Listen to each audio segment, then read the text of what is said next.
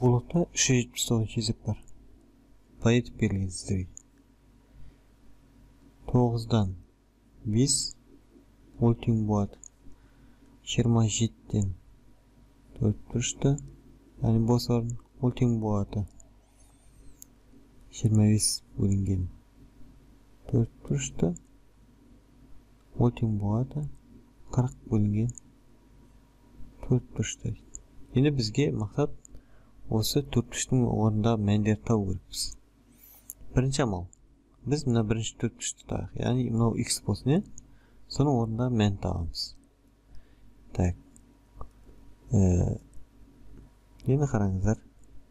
9-дан 5 тастау кезде жазып қоямын. Тең болады деймін. 27-ден қанша x? Оны табу үшін мен былай едім.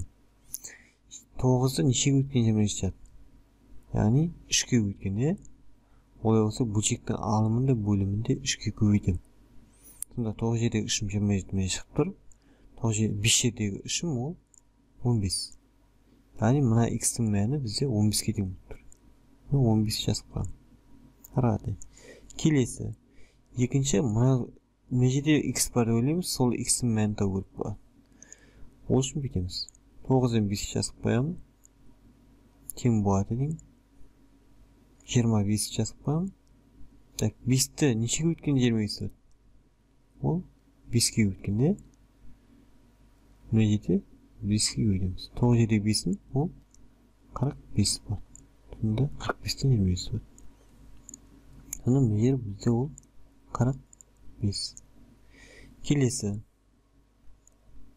9-дан 5 тағы да жазып қоямын. Так, ол тең болады деймін. 40 бөлінген 5 болып тұр. Енді қараңыздар, 5-ті нешеге өткенде 40 болады? Ол 8-ге өткенде. Сонда 9-ды 8-ге өтем, неше болады? 72 болады. Яғни мына 4 бұрыштың орнында тұрған сан ол 72. Осылай бос орын толтыршамыз. Яғни астына мен бірінші амал, мынау екінші амалымыз, мынау үшінші амалымыз. Екі қалғандарында дәл осылай толтыршамыз. Енді екінші есеп. Келесі есеп мынандай. Жай бөлшектерді бірдей бөлімге келтірдік. Мысалы қараңыздар, 380 есеп берілген.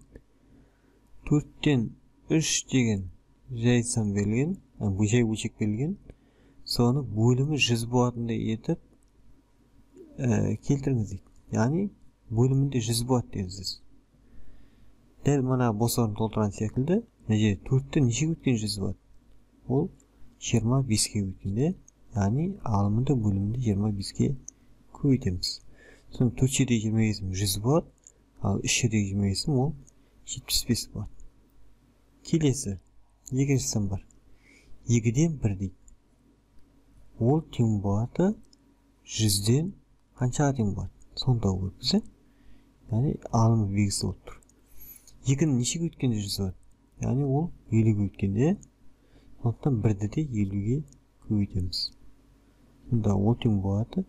2 жердегі 50 100 міне тұр, ал 1-ді 50-ге өткенде 50 шығады. Дәл осылай келесі кеттік. 3-тен 2 деген сан берілген, немесе 15-тен 4 деген қанша? 15-тен 4. Ол тең болады. Қараңыз. Енді мына жер 100-ге емес, екіншісінде 60-ға келтірдім дейді. Бөлшектің бөлімі дейді. Яғни бөлшектің бөлімі деген сөз асты деген сөз. Бөлшектің бөлімі асты. Енді қараңыздар. 15-те нешеге өткенде 60 шығады? Яғни ол 4-ке өткенде, яғни мына жерге 4-ті өйдім. Сонда қараңыз, 15 4-ке өткенде 60 болады, жазылып тұр міне. Ал 4-ті 4-ке өткенде ол 16 болады. Түсінді ме? Үшінші тағы да бір мысал келтіре кетейін. Енді үшінші есеп мынандай болсын. Бөлшекті қысқартыңдар дейді. 385-ші есеп тарих. 6 көбейткен 15 бөлінген 5 көбейтілген 12 дейді. Осы екі санды қысқарту керек. Яғни бөлшекті қысқарту керек. Енді біз білеміз. соң беспен аяқталатын сан ол 5-ке бөлінеді. Яғни 5-пенен 15 қысқарады. 15-ті 5-ке бөлгенде бізде 3 болады, ал 5-ті 5-ке бөлгенде ол 1 болады. Так, енді қараңыздар. 6 мен 12 қысқарады. Екеуін де қысқартамыз. 6-ны 6-ға бөлгенде 1 болады. 12-ні 6-ға бөлгенде 2 болады. Өйткені 6-ға бөлеміз неге? Өйткені 12 менен 6-ның ең үлкен ортақ бөлгіші 6 болады. Сондықтан екеуін де 6-ға бөліп жібердік. Ал енді қараңыздар. Мына жерде 1 деген сан қалды, 3 деген сан қалды. Екеуінің көбейтісі бізде ол 3-ке тең болады. Мына жерде 1 деген сан қалды, және 2 деген сан қалды. 1 мен 2-ның көбейтісі ол 2-ке тең болады. Дәл осылайша тағы бір мысал келтірейін. Мысалы қараңдар.